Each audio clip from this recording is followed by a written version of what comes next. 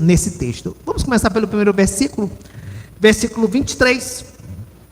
Naquele dia, isto é, na sequência, na perspectiva de Mateus, na sequência daquela roda de conversas, daquela mesa temática, em que todo mundo quer pegar Jesus em alguma coisa para incriminá-lo. A última pergunta foi sobre o tributo, se deveriam pagar tributo ou não a César.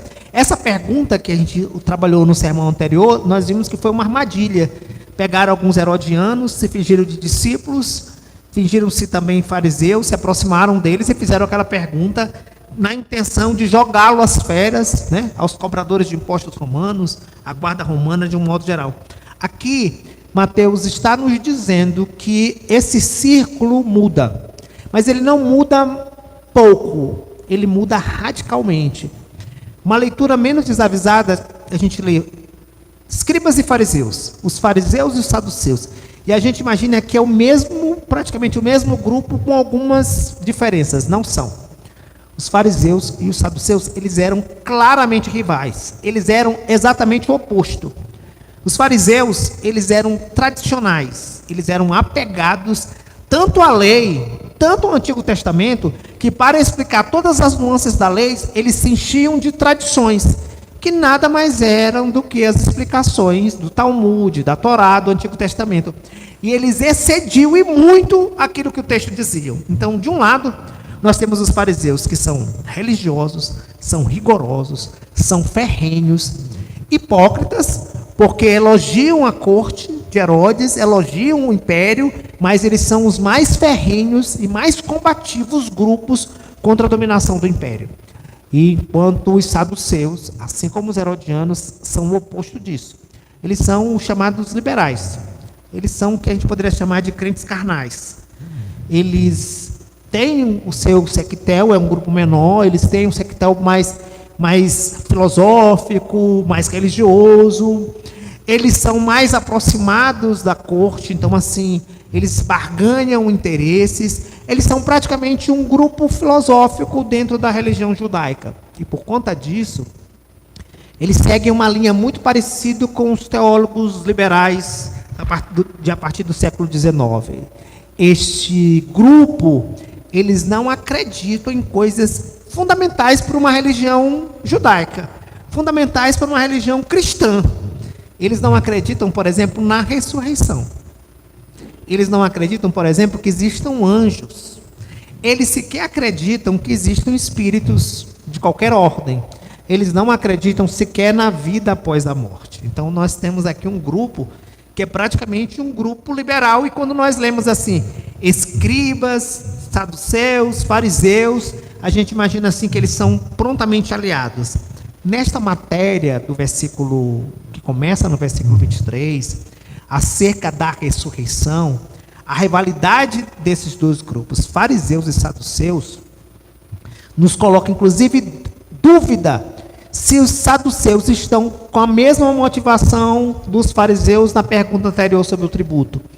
Porque você não vê fariseus juntos a este grupo neste momento, porque esse tipo de questão, esse tipo de pergunta, eles são capazes de criar uma verdadeira celeuma. Vamos lembrar de uma oportunidade que isso aconteceu, que foi furtivamente utilizado pelo apóstolo Paulo. Quando o apóstolo Paulo, lá no capítulo 22 de Atos dos Apóstolos, ele é preso, e ele vai à presença das autoridades, ele vai à presença do rei Agripa, ele é julgado também no capítulo 23 por um dos sacerdotes, chamado Ananias. Ananias esbofeteia, manda esbofetear o rosto de Paulo. E Paulo imediatamente responde, sanguineamente: o que tenho contra ti, parede branqueada? E ele é avisado de que aquele sacerdote é uma autoridade. E Paulo, que nos ensina acerca de respeitar e obedecer às autoridades, ele imediatamente se recolhe, pede desculpa, pede perdão por ter ofendido uma autoridade, mas ele espertamente lança uma questão. E ele fala acerca da ressurreição. Ao falar da ressurreição, imediatamente o sinédrio, o grupo que estava julgando, começa a debater entre si, fariseus e saduceus, porque aquele assunto não era um assunto que eles deveriam falar. E imediatamente Paulo é esvaziado daquele local, porque a turba, discutindo sobre a ressurreição, fica ensandecida, enlouquecida. Vamos abrir Atos dos Apóstolos, capítulo 23.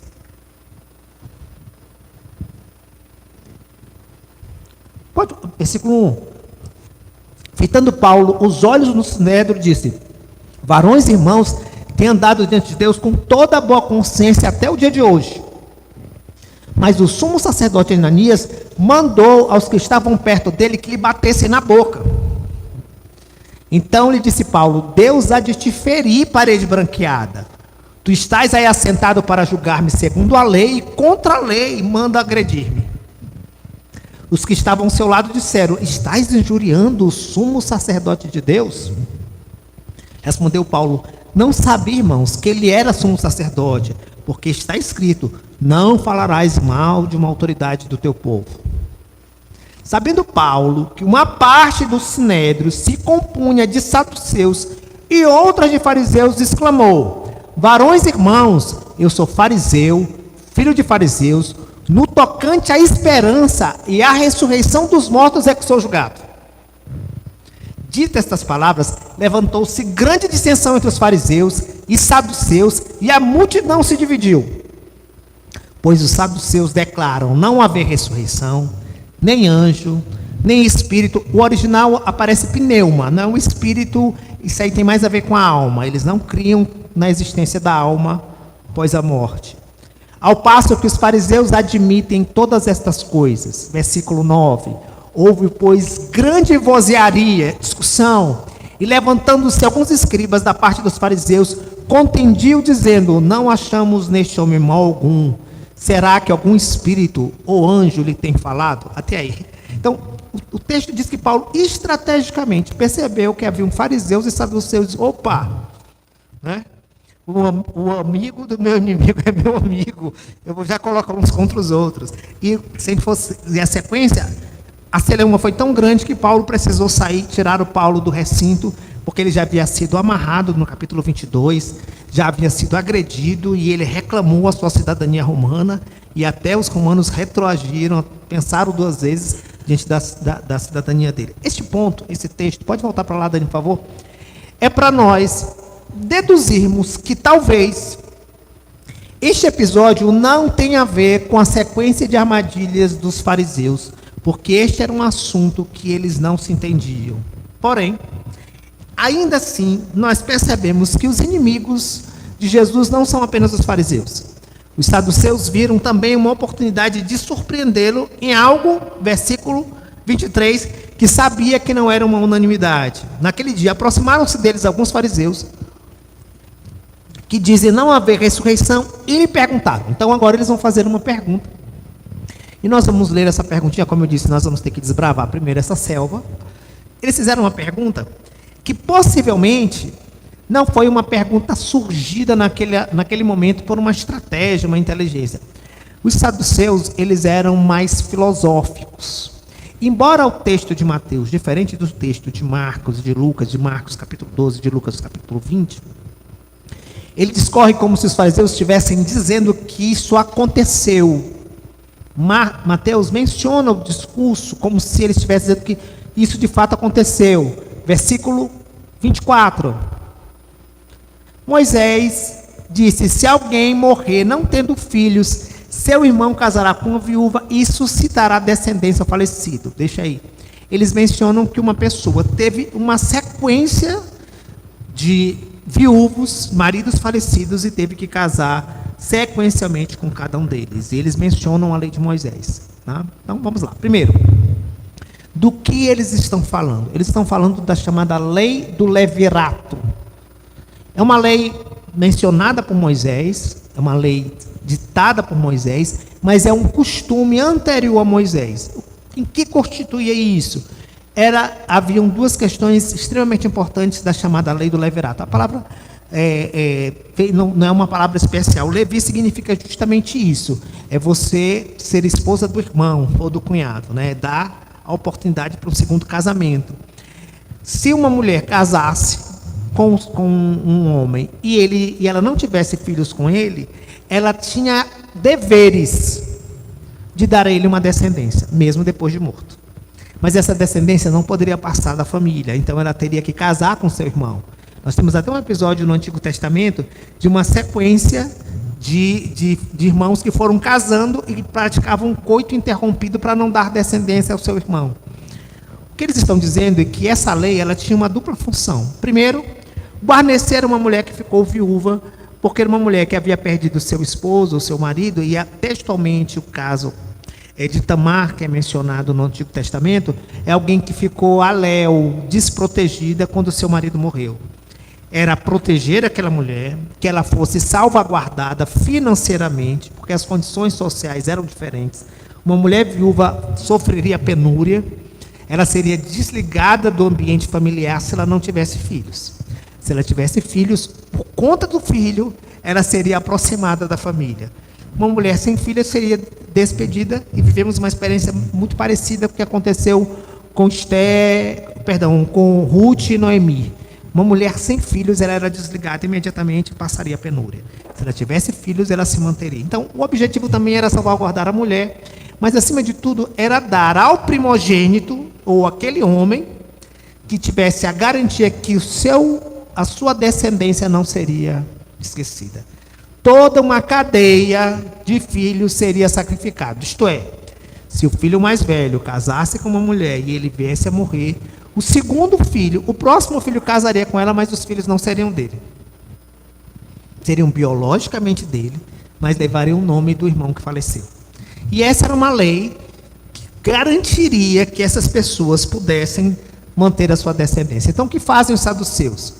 Eles trazem um assunto da lei para colocar Jesus numa pegadinha, possivelmente numa questão que eles mesmos debatiam com os fariseus. Tá, vocês estão dizendo que existe ressurreição, mas e nessa hipótese? Tá, vocês estão dizendo que existe ressurreição, mas e nessa hipótese? Vocês não defendem a lei do levirato? Se vocês defendem a lei do levirato, se uma mulher casasse sequencialmente com 7 irmãos no céu, que vocês dizem que existe, com quem ela será desposada? Com quem ela casará? Não? Então, diferentemente dos mormons, da Igreja de Jesus Cristo dos Últimos Dias, que acreditam no casamento eterno, os judeus não tinham plenamente entendimento de como era a realidade celestial.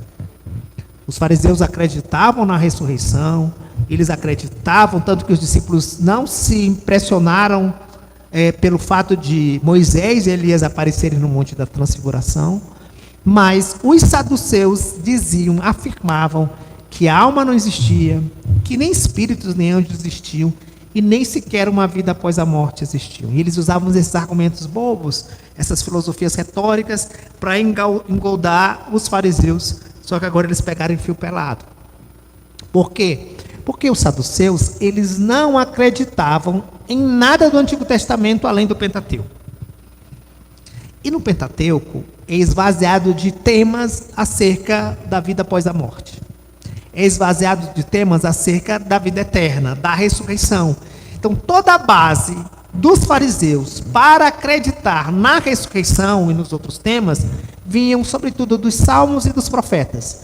Nos salmos nós temos várias menções, por exemplo, no Salmo 23, bondade e misericórdia me seguirão todos os dias da minha vida e habitarei na casa do Senhor para todo sempre. Dos salmos que a gente lê que o Senhor não tem prazer na morte dos justos. Então, assim, nós temos vários textos das Escrituras a partir do Pentateuco que reforçam a ideia dos fariseus. Então, se eles dissessem, olha, no texto de Isaías, no texto dos Salmos, os saduceus, tá, mas nós não acreditamos em nada disso.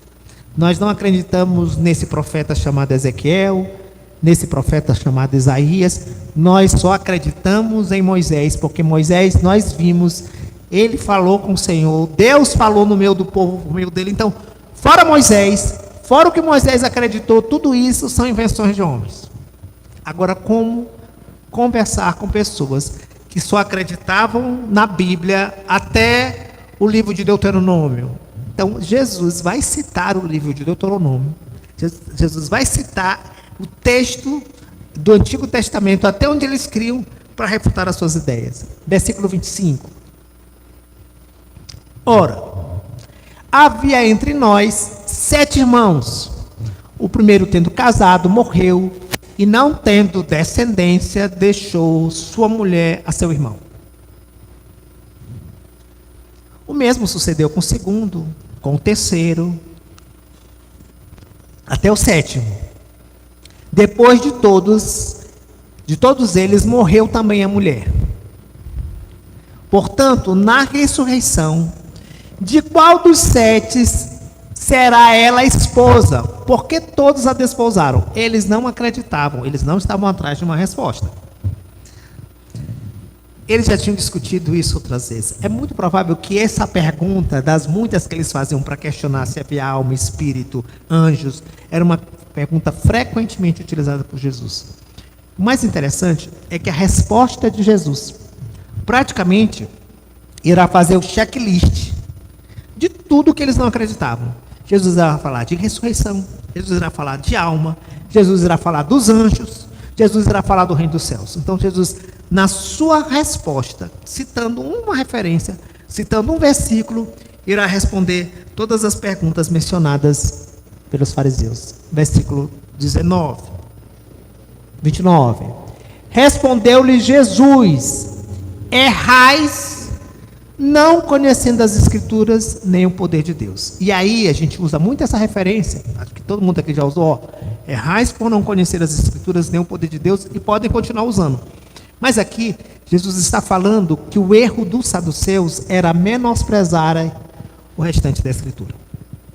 O erro deles era acharem que somente o Pentateuco, os 5 primeiros livros da Bíblia, era a Escritura e não todo o resto. Então, essa referência é uma referência situacional, local, para antes de responder aos fariseus com o texto do Pentateuco, ele dizia: olha, eu vou responder com o texto do Pentateuco. Não é desse que vocês gostam? Não é só nele que vocês acreditam? Mas eu digo primeiro para vocês: vocês erram por não reconhecer toda a Escritura. Errais não conhecendo as Escrituras, isto é, todo os livros do Antigo Testamento, e nem o poder de Deus. E aí volta a dizer, quando Jesus fala do poder de Deus, vocês erram por não conhecer o poder de Deus, é porque os saduceus, eles eram materialistas, eles eram carnais, eles não acreditavam nas coisas espirituais, eles não acreditavam nas coisas sobrenaturais, eles não acreditavam na existência de anjos, eles não acreditavam na existência da alma, eles não acreditavam na existência da vida eterna, logo, não acreditavam em Deus. E essa é uma questão que a gente volta a viver com a teologia liberal, que desnutre, né? Nós vivemos essa experiência nos nossos tempos, tudo aquilo que nós acreditamos como verdadeiro, que Jesus é o Filho de Deus, que Jesus é Deus, que a Bíblia é infalível, que a Bíblia é inerrante, que descredibiliza que Jesus tenha realizado milagres. Então, esse sentimento dos saduceus é o mesmo da teologia liberal. Por isso Jesus diz, primeiro, erram por não conhecer a Escritura, todo o Antigo Testamento, e erram porque vocês são homens materialistas, carnais, não acreditam no poder de Deus e no poder de fazer as coisas, inclusive ressuscitar os mortos. Versículo 30. Porque na ressurreição, pronto, já criou a celeuma. Porque eles não acreditavam na ressurreição. Mas Jesus está dizendo, porque na ressurreição, nem casam, nem se dão em casamento, são, porém, como os anjos no céu. E aí a gente vai ficar só um pouquinho aqui, antes da gente passar para frente, porque tem algumas coisas interessantes, específicas nesse versículo 30. A primeira é a repetição de uma expressão comumente utilizada por Jesus. Casavam-se, davam-se em casamento, é uma citação que ele faz. Ele faz essa citação, inclusive, para advertir isto como uma experiência mundana, como uma advertência, porque será como nos dias de Noé, que casavam-se, davam-se casamento, até que Noé entrou na arca e eles não perceberam.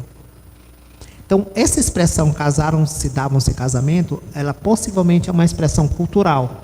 Tirando os publicanos, os proscritos, aqueles que eram proibidos, as festas judaicas, de um modo geral, eram santas. Então, a festa badaleira deles era o casamento. E os casamentos, eles investiam muito, os casamentos duravam vários dias. E, diferentemente do que alguém possa ensinar de forma contrária, ela era regada a vinho. Então, era um momento, sim, onde as pessoas extravasavam, onde elas esbanjavam, onde elas viviam essas experiências, embora ditas matrimoniais, mas que eram festivas. E elas eram as distrações do bem. Casavam-se, davam-se casamento, eram coisas normais. mas envolvia festa, vivia bebida no seio da família, dos amigos, não era nada de errado, mas era a grande distração daquela comunidade judaica. Casar-se e dar-se em casamento. Existe uma teoria de que aqui se refira a divórcio, porque casavam e casavam novamente, mas essas teorias forçam um pouco o texto. A ideia aqui, de fato, é que casar-se e dar-se em casamento era estar envolvido com as coisas que, embora não sejam lícitas, sugam a atenção e o tempo das pessoas. E hoje aqui no mundo virtual que nós vivemos, nas interações sociais, das redes sociais, nós poderíamos usar vários exemplos contextuais, né? Vocês ficam na Netflix, no Prime, até que Jesus chega e ninguém viu. Então assim, a gente poderia ilustrar com várias ilustrações que retratam, talvez, de forma contextual e cultural, aquilo que Jesus estava dizendo. Não casam, né? No reino dos céus não há festa, não há casamento, são, porém, como os anjos do céu, e aí ele volta a reforçar esse conceito de fato de que são anjos. Evidentemente, o que Jesus começa a alguns até acrescentam, são como os anjos do céu sem sexo, né? Mas essa segunda parte não tem nenhuma versão decente das escrituras, porque ela não está no texto escriturístico. A ideia de fato que casavam-se, né, que não, no reino dos céus não casaremos e nós seremos como os anjos do céu, tem dois aspectos. O primeiro aspecto é que no reino dos céus não haverá fertilidade, isto é, não haverá multiplicação. Essa é uma experiência humana.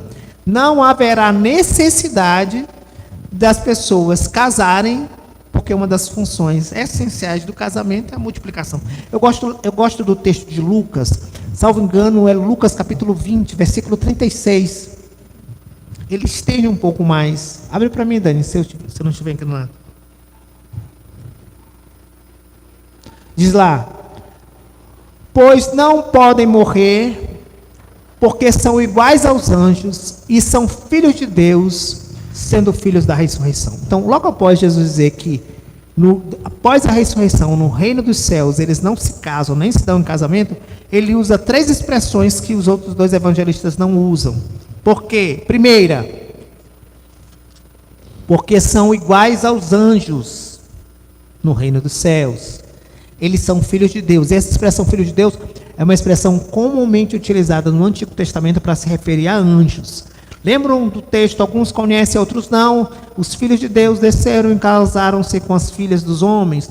Então, essa é uma expressão comumente utilizada para anjos, os filhos de Deus.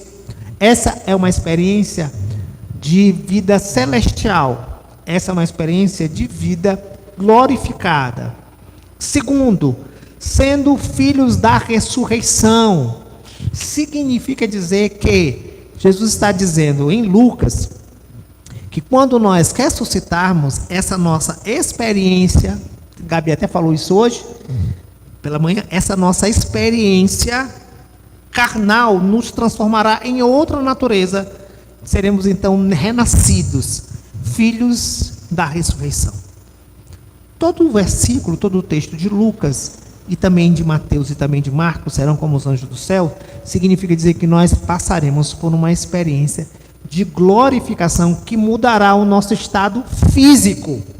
Isto é, nós seremos como os anjos do céu. A expressão que aparece no grego, oios, para filhos, é comumente utilizada para homens, é comumente utilizada para varões, tanto que Jesus é chamado de hoiotheos. Ele é o Filho de Deus. Mas a ideia mesmo do texto falar da figura masculina supõe ou sugere que lá não haverá distinções sexuais. Não haverá homem, não haverá mulher.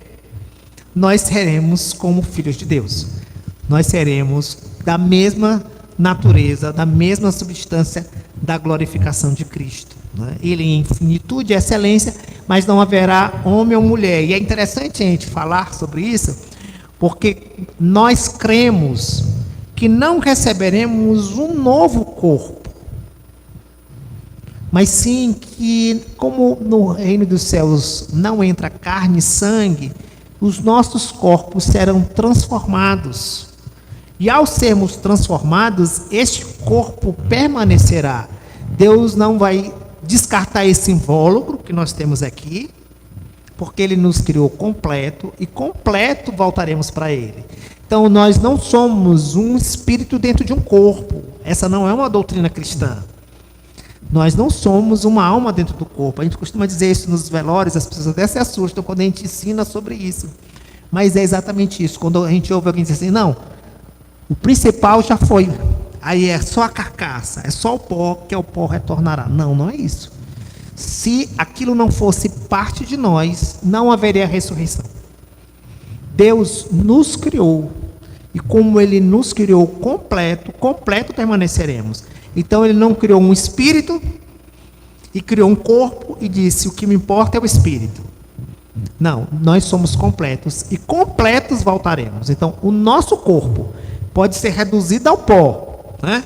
Pode ser incinerado, não tem problema, ele será transformado num corpo glorificado, num corpo incorruptível. E por essa experiência, entendemos que não seremos homem ou mulher, né? Porque o conceito de homem e mulher está relacionado de fato com a sexualidade. Está relacionado de fato com a procriação. Está relacionado de fato com estarmos juntos. E algumas coisas já são interessantes para a gente pensar aqui. Volta para mim, para Mateus.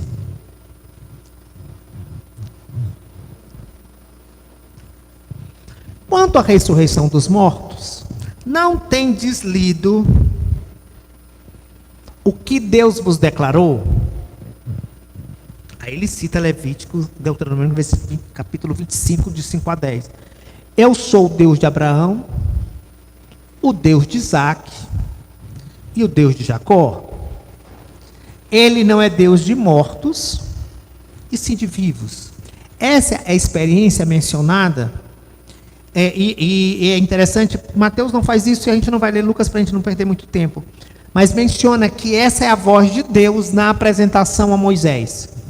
Quando Deus se apresenta a Moisés, que ele pergunta, quem é você? Ele diz, eu sou o Deus de Abraão, o Deus de Isaac e o Deus de Jacó. Mencionar outras passagens do Antigo Testamento não mudam nada na vida dos saduceus. Mencionar passagens já faladas no Novo Testamento pelo próprio Jesus, ou a transfiguração mencionada no capítulo 18, 19, não muda nada na vida dos saduceus. Mas mencionar que Moisés, quando foi visitado pelo Senhor na sarça ardente, ouviu a sua voz dizendo, eu sou o Deus de Abraão, eu sou o Deus de Isaac, eu sou o Deus de Jacó. E ele diz, Deus não pode então ser Deus de mortos, e sim Deus de vivos. Essa talvez tenha sido uma resposta que eles jamais tivessem ouvido. Versículo 33.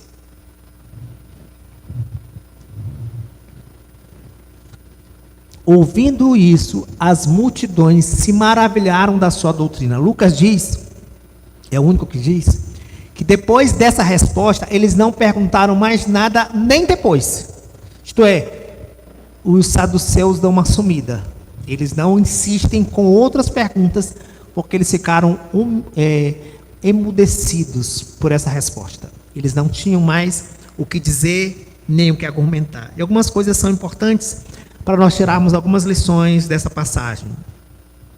A primeira delas advém do próprio relacionamento, da tolerância do relacionamento daquela comunidade com os saduceus. Me admira esse contato e esse convívio com pessoas que eram consideradas religiosas, que andavam, inclusive, em algumas ocasiões, junto com os fariseus e com os saduceus para questionar Jesus, mas eles eram o oposto completo do que era o judaísmo.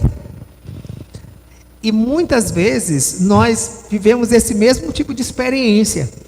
Nominalmente nós convivemos e toleramos com pessoas que, se dizendo cristãs, não creem nas coisas que são mais elementares para a fé cristã. Até entendo que entre nós existam algumas discordâncias, nem todo mundo pensa imediatamente a mesma coisa, mas hoje nós vivemos numa sociedade, numa comunidade em que as pessoas simplesmente professam serem cristãs, mas elas acreditam em coisas absurdas e completamente fora da realidade.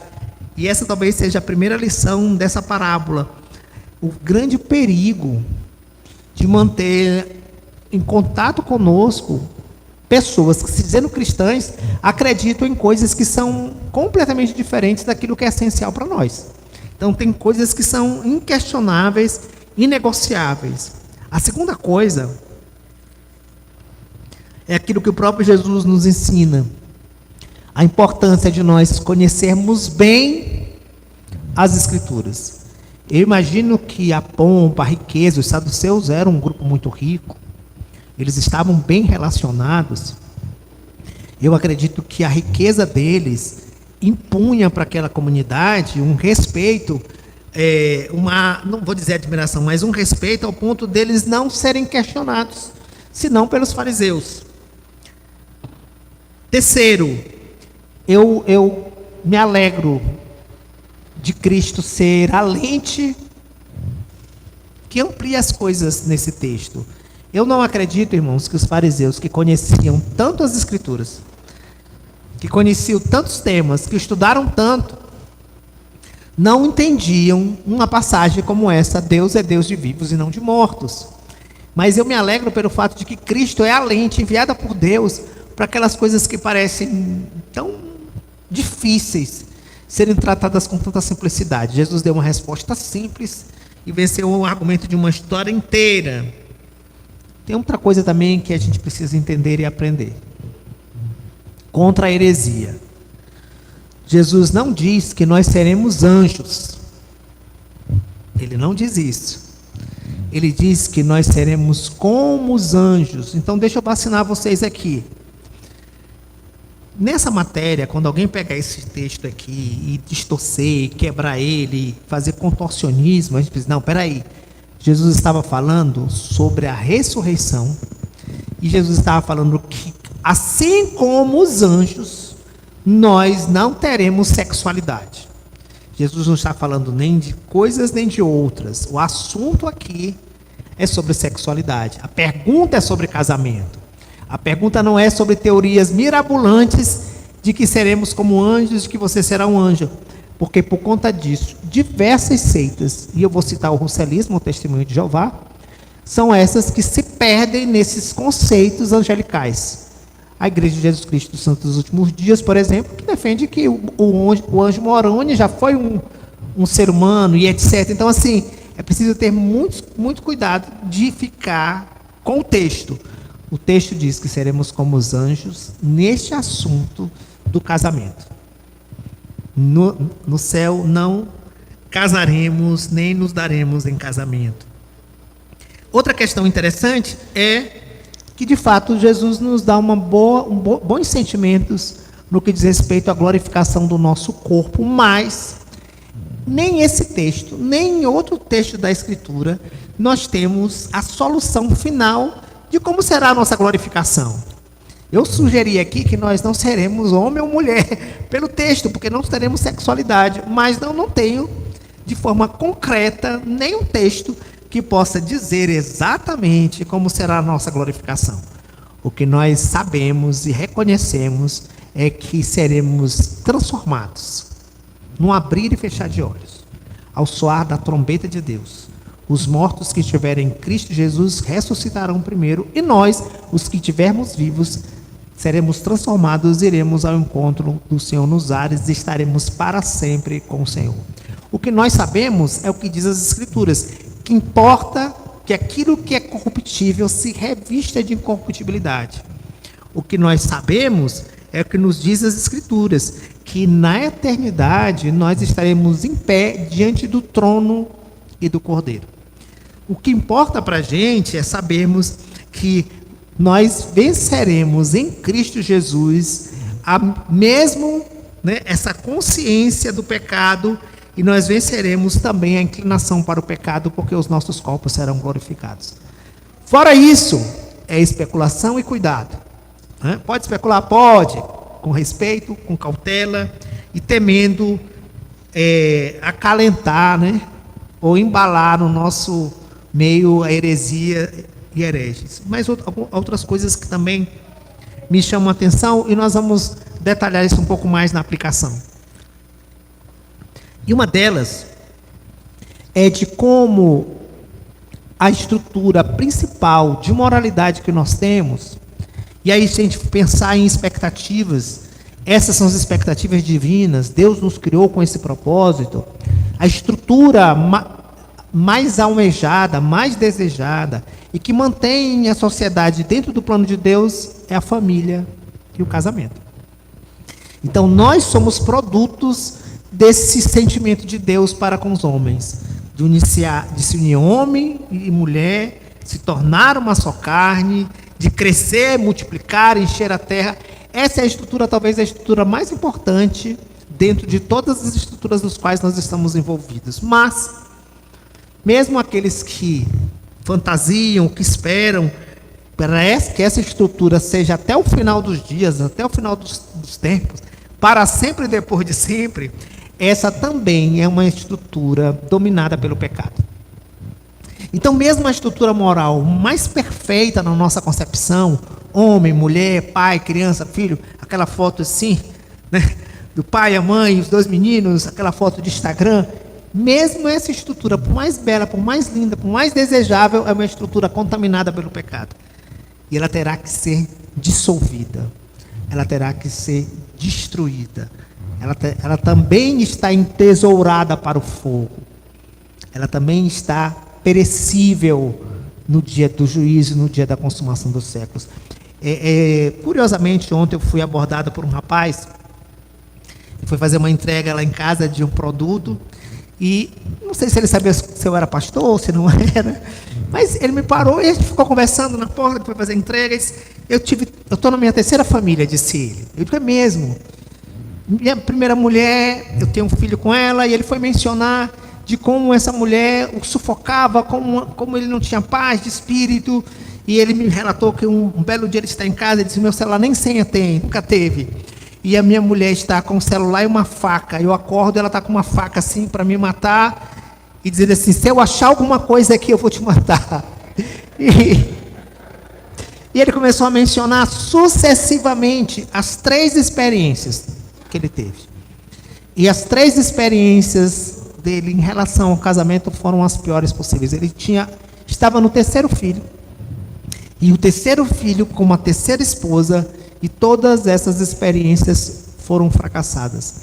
E eu pensando de Deus ter colocado essa pessoa para conversar comigo, eu fico imaginando que esse é o projeto da antifamília, é o oposto, é o contrário de toda a nossa experiência cristã. Nossa experiência cristã busca o oposto, vive o oposto, se deleita no oposto, de termos uma família segundo o coração de Deus. Aí Jesus vem me dizer que isso aí é para cá. Que até isso, até aquilo que a gente espera, até aquilo que a gente sonha, até aquilo que a gente constrói, até aquilo que a gente compara em relação à família dos outros, desestruturada, desagregadas, até isso é algo que, na realidade de Deus, tem tempo de validade, tem tempo de duração. E aí é interessante pensar que, claro, nós estamos apegados àquilo que Deus nos deu, àquilo que Deus nos colocou. Pais amam seus filhos, esposa ama esposa, esposa ama esposo, mas essa é uma estrutura que será transformada numa estrutura de irmandade.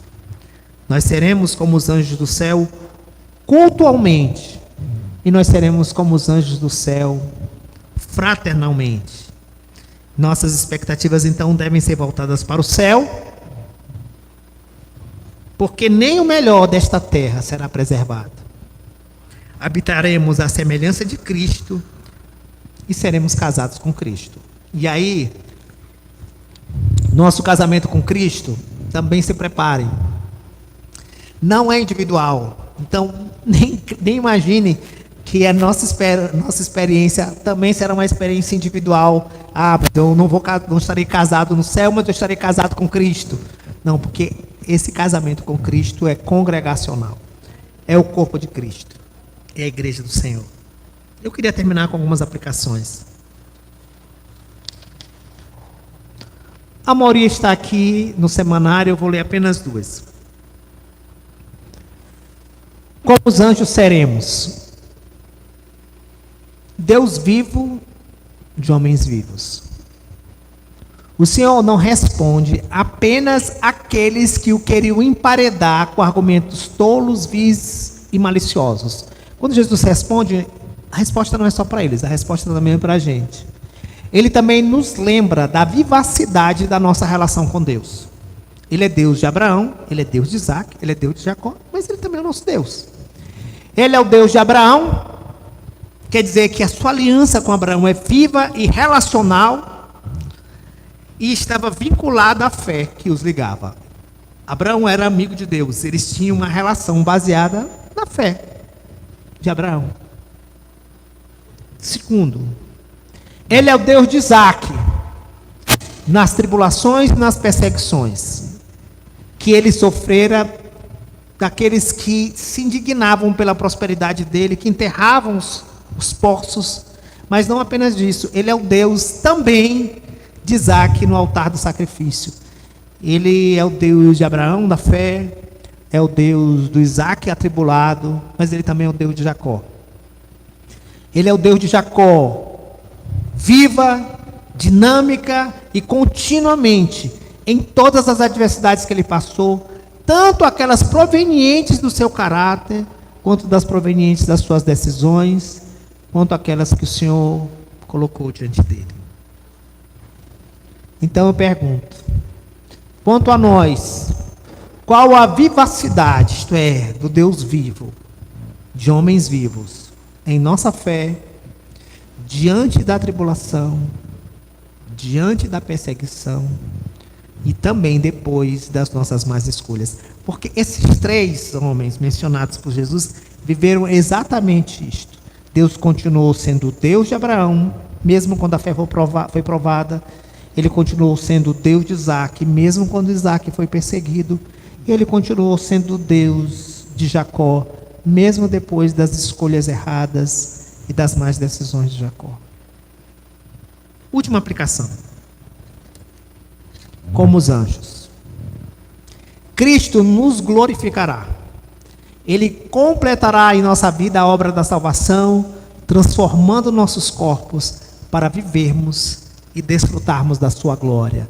Viveremos com Ele as duas dimensões angelicais, relacional e cultual, por toda a eternidade. Pelo Espírito, diante do Pai, juntamente com todos os santos, em uma nova criação. Seremos como os anjos, cultualmente, adoraremos o Senhor por toda a eternidade e relacionalmente com o Senhor. Amém? Vamos louvar a Deus.